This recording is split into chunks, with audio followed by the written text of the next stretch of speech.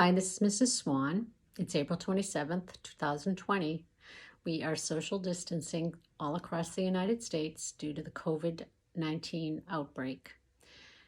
And that means teachers everywhere are working remotely to educate their students. So I thought today that I would read a storybook called My Great Aunt Arizona. It's written by Gloria Houston. It's written about her aunt, who is a school teacher. So today I'm going to dedicate this book, my reading of this book, to all the teachers across the United States who are working hard to keep the learning alive for their students. And I'm especially going to dedicate this book to all my teacher friends at the Davis Thayer Elementary School. My Great Aunt Arizona by Gloria Houston.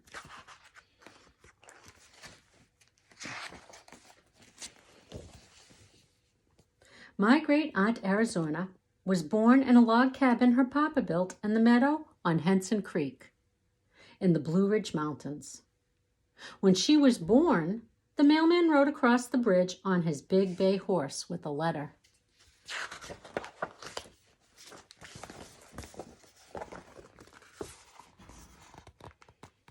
The letter was from her brother, Galen, who was in the cavalry, far away in the west. The letter said, if the baby is a girl, please name her Arizona, and she will be beautiful like this land.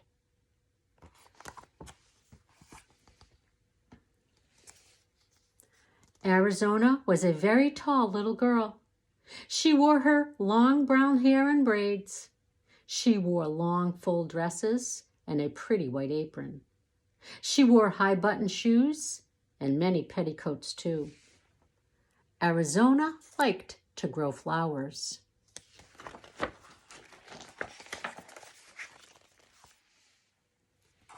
And she liked to read.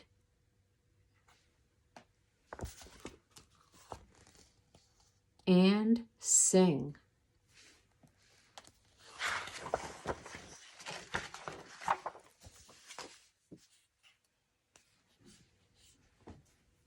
And square dance to the music of the fiddler on Saturday night.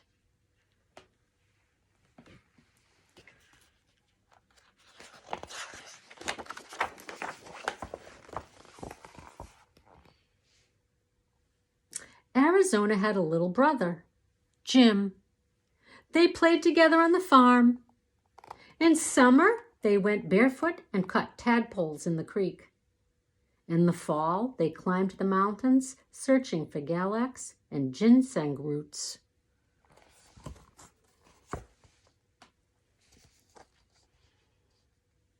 In the winter, they made snow cream with sugar, snow and sweet cream from Mama's cows.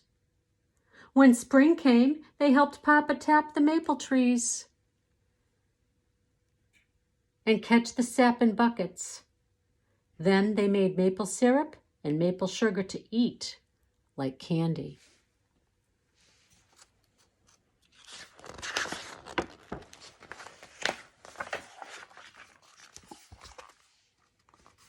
Arizona and her brother Jim walked up the road that wound by the creek to the one-room school.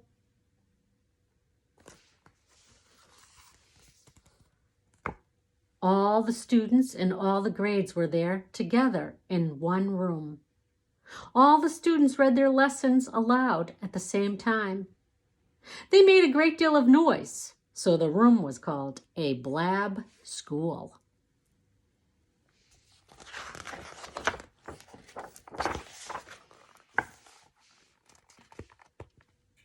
The students carried their lunches in large buckets made of tin.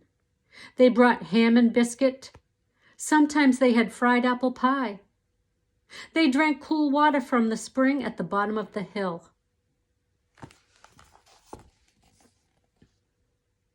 At recess, they played games like tag and William Mattermato.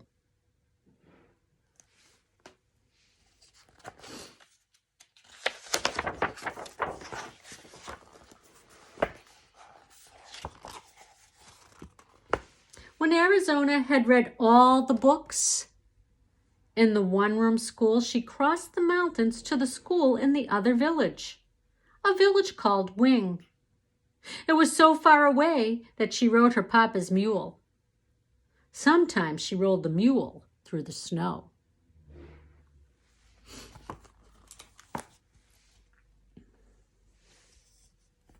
When Arizona's mother died, Arizona had to leave school and stay home to care for Papa and her brother Jim. She still loved to read and dream about the faraway places she would visit one day. So she read and she dreamed, but she took care of Papa and Jim.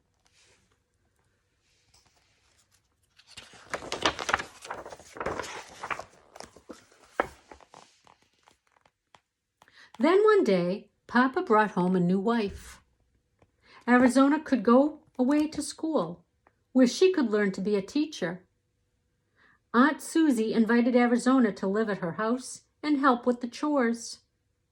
Aunt Susie made her work very hard, but at night, Arizona could study and dream of all the faraway places she would visit one day.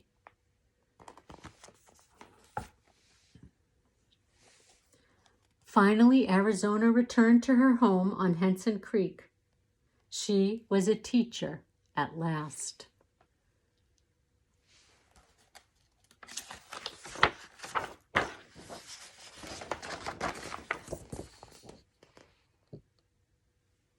She taught in the one-room school where she and Jim had sat.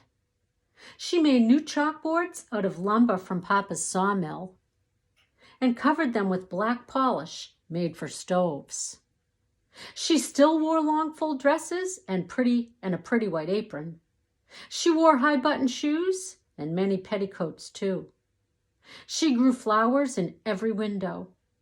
She taught students about words and numbers and the faraway places they would visit someday. "Have you been there?" the students asked. "Only in my mind," she answered. "But someday you will go."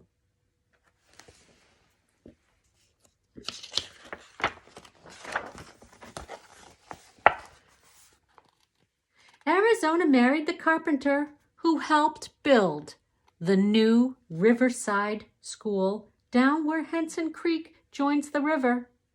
So Miss Arizona became Mrs. Hughes, and for the rest of her days, she taught fourth grade students who called her Ms. Shoes.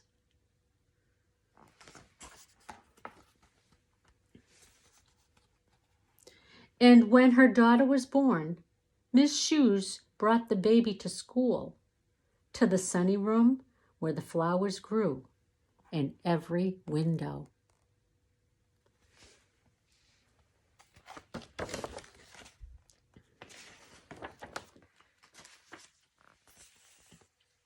Every year, Arizona had a Christmas tree growing in a pot.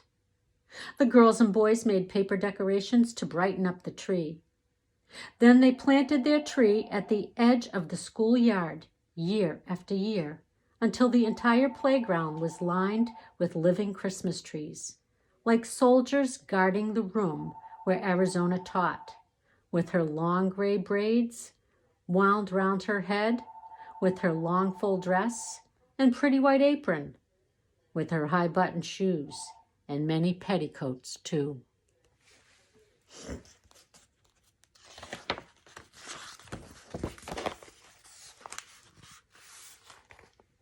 The boys and girls who were students in her class had boys and girls who were students in her class, and they had boys and girls who were students in her class.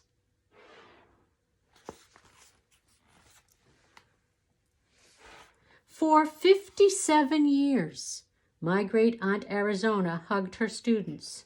She hugged them when their work was good, and she hugged them when it was not. She taught them words and numbers and about the faraway places they would visit someday. "Have you been there?" the students asked. "Only in my mind," she answered, "but someday I will go."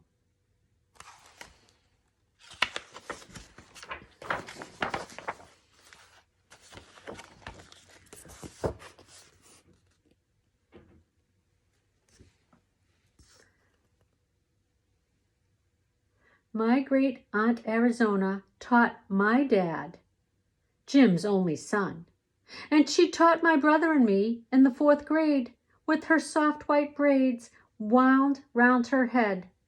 She taught us about faraway places we would visit someday. My great aunt Arizona died on her 93rd birthday, but she goes with me in my mind. A very tall lady in a long full dress and a pretty white apron with her high button shoes and her many petticoats too. She's always there in a sunny room with many flowers in every window and a hug for me every day. Did she ever go to the faraway places she taught us about? No, but my great aunt Arizona travels with me and those of us whose lives she touched.